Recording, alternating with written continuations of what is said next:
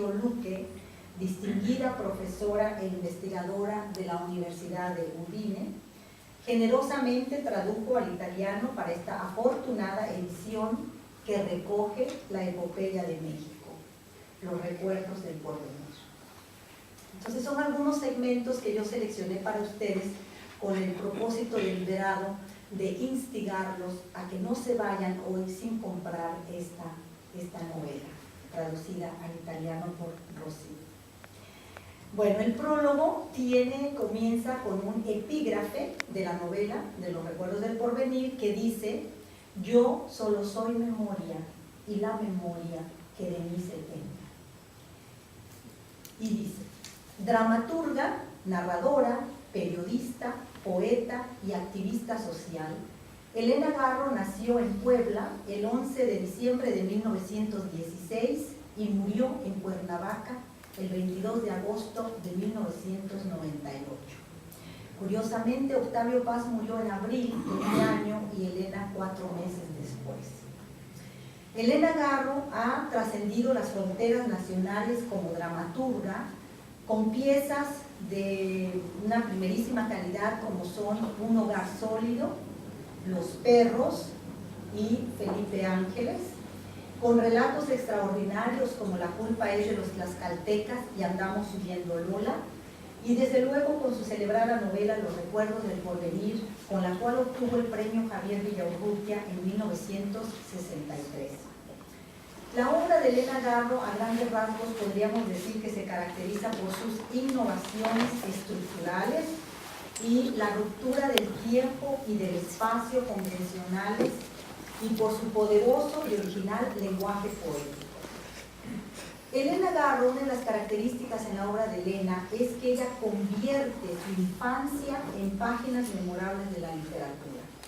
Elena pasó sus primeros años en la Ciudad de México y después en Iguala Guerrero, que es un pueblito guerrerense, símbolo para Elena del paraíso terrenal que cobra vida en los recuerdos del porvenir.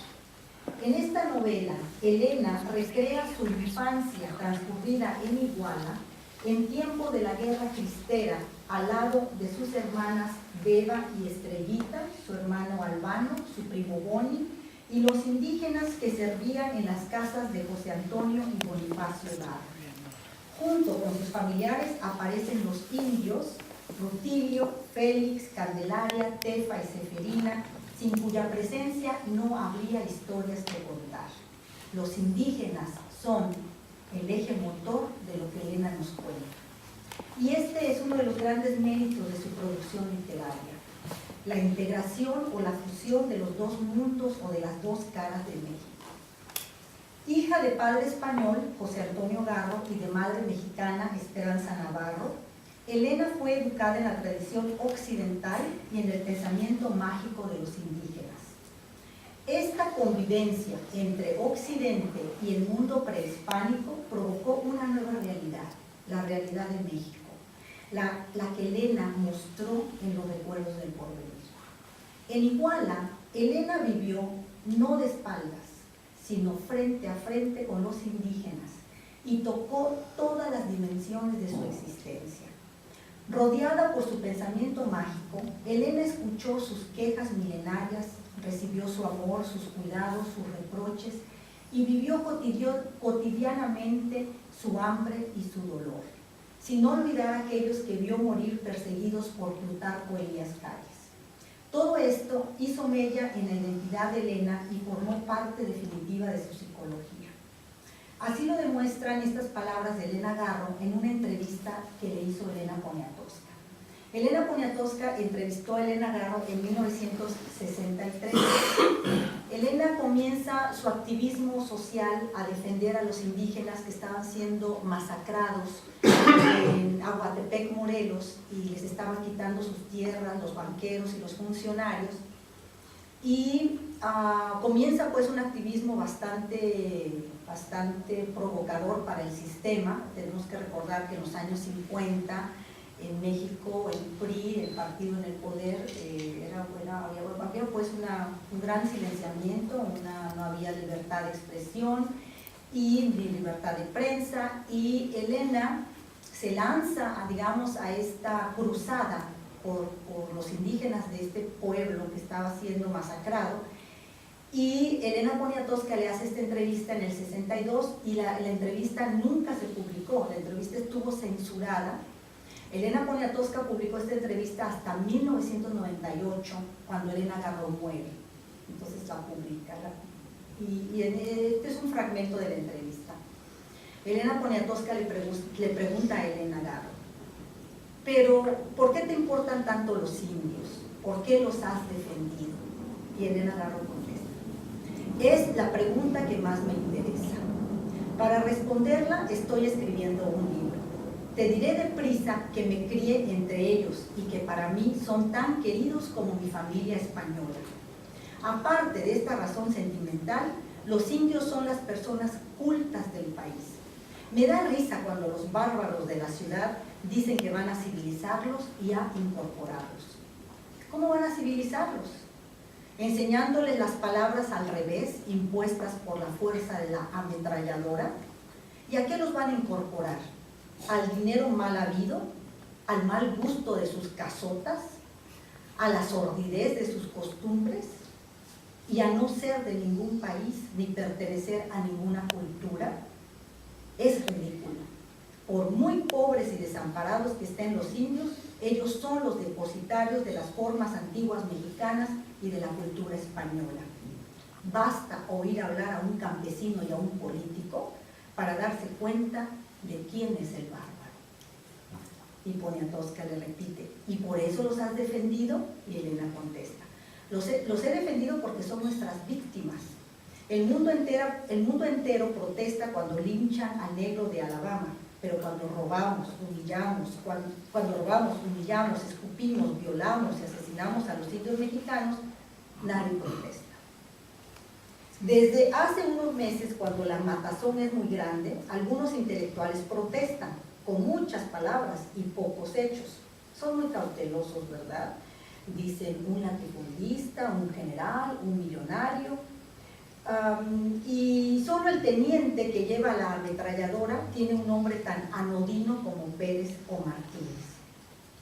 Yo creo, dice Elena, que cuando se defiende algo hay que nombrarlo, y también hay que nombrar de quién o de qué se le defiende. Fin de cita. Esto es precisamente lo que hace Elena Garro en Los recuerdos del porvenir. Nombrar lo que somos, lo que es México, a partir de su historia, de sus mitos, de sus crímenes, de sus traiciones, de los siglos poblados de injusticias sociales, en fin, de su memoria colectiva a través de la voz del pueblo de México, encarnada en un lugar mítico llamado Ixtepec. Iguala, en la novela, se transforma en Ixtepec, símbolo de nuestro país, donde cobran vida la cosmovisión mágica, sable y premonitoria de los antiguos mexicanos, yuxtaponiéndose y a veces fusionándose con el legado de los conquistadores españoles, en otras palabras, lo que somos como nación, indios y españoles, seres duales. Entre 1952 y 1953, Elena no sabía que iba a inmortalizar ese pueblito del sur de México al escribir una de las novelas más importantes de la literatura universal, Los recuerdos del porvenir, que se publica 10 años después. No sabía tampoco que estaba iniciando una nueva corriente en la literatura hispanoamericana, el llamado realismo mágico. Sin embargo, Elena Garro siempre rechazó la clasificación del realismo mágico. A ella le molestaba muchísimo esto de que la etiquetaran como creadora del realismo mágico. ¿Por qué? Porque para Elena Garro, lo que la academia considera magia, la realidad mágica de los recuerdos del porvenir, para ella es la representación de lo que vio, escuchó y experimentó desde niña. Es decir, la representación del pensamiento mágico, mítico y milenario de la cosmovisión indígena, que siempre ha estado presente en México y en la cual ella se crió desde niña. Bueno, ella dice que empezó a escribir la novela en Berna, Suiza, en 1953, después de un estrendoso tratamiento de cortisona, como un homenaje a Iguala. Los recuerdos del porvenir es un homenaje a Iguala, a su infancia, y aquellos personajes a los que ella admiró tanto y a los que tantas jugarretas les hizo, como la jugarreta que describió aquí. Con los recuerdos del porvenir, Garro desenvolvió y reveló con toda su crueldad uno de los temas prohibidos por la historia oficial, que es la Guerra Cristera, que tuvo lugar de 1926 al 29. Como ninguna novela mexicana retrata los horrores que vivió el país bajo la dictadura del hombre fuerte de la Revolución Mexicana, que es Plutarco Elías Calles, y Elena nos muestra una nación dividida entre los viejos y los nuevos ricos adueñados del poder y los indígenas que vuelven a ocupar su lugar en el pasado. Iguala Ixtepec, Transfiguración de México, es el pueblo arrasado por un gobierno tiránico en donde los jóvenes no tienen posibilidades de cumplir sus sueños. Los indios son vistos como bestias sin derechos a existir. Y el amor, nos dice Elena Garro, está condenado a fracasar. Todo muere en donde no hay autodeterminación, justicia, pluralidad, respeto e igualdad. Por eso, en los recuerdos del porvenir, todos los personajes están muertos. Leer los recuerdos del porvenir es leer el periódico del día. Es la obra maestra de las letras mexicanas porque capta visceralmente el país que Elena vivió desde niña en Iguala y que sigue repitiéndose en el siglo XXI. La corrupción y las alianzas políticas, el latifundismo y la sociedad racista. Entonces, lo extraordinario de esta novela estriba en que, además de mostrarnos que la realidad política, económica y social del México de ayer no es muy diferente a la de hoy, también es la primera novela que revela los mitos y las tradiciones del mundo prehispánico sincretizados con el pensamiento occidental. Es decir, Elena recupera la dualidad mexicana en todas sus dimensiones. Uno de los aspectos que sobresale en la novela es la inmovilidad en que se encuentran los habitantes. Nada les ocurre. Están rodeados por las fuerzas gobiernistas al mando del general Francisco Rosas, cuyo papel consiste en vigilar el cumplimiento de las leyes revolucionarias. Es decir, que los ricos sigan incrementando su capital al lado de la nueva clase dominante surgida con la revolución y que los indios que reclamen sus tierras sean colgados por los pistoleros mercenarios. Un crítico estadounidense de los años 60, que es Joseph Somers, dijo que en la interpretación del pasado de México, Elena Garro era aún más amargamente crítica de la revolución en conjunto que contemporáneos suyos como Tomás Mojarro, Sergio Galindo, Carlos Fuentes y Rosario Castellanos. Este va a ser uno de los factores en gran parte del silenciamiento sobre Elena, ¿no? Porque Elena va a ser una figura más crítica. Bueno, Elena se vale del recurso de presentar al pueblo como el narrador para mostrar la historia de manera global e imparcial del lugar, con un lirismo incomparable que se desborda a lo largo de toda la novela. Ixtepec comienza así su epopeya. Aquí estoy, sentado sobre esta piedra aparente. Solo mi memoria sabe lo que encierra. La veo y me recuerdo. Y como el agua va al agua, así yo, melancólico, vengo a encontrarme en su imagen cubierta por el polvo. Y bueno, con estas líneas yo creo que ustedes ya van a querer leer la novela, ¿verdad? Así comienza los recuerdos del porvenir. Entonces, Elena Garro, es muy interesante la estructura de la novela porque ella parte de dos catalizadores para recuperar el tiempo. Es una fecha que está en la memoria y una piedra mítica que concretiza el espacio. Estos elementos provocan el advenimiento del yo de Ixtepec y lo hacen recordarse. Además, Elena utiliza el símbolo de la piedra aparente como catalizador para indicar la parálisis histórica, social y económica en que se encuentra el pueblo de México, puesto que la piedra es la metamorfosis que sufre una de las protagonistas, que es Isabel, en su búsqueda de la libertad y el amor en un contexto en el que ambos están condenados de antemano. Julia Andrade, por otro lado, otra de las protagonistas, es la amante cautiva del general Francisco Rosas. Ella se desplaza por el pueblo como símbolo de la belleza capturada por el gobierno.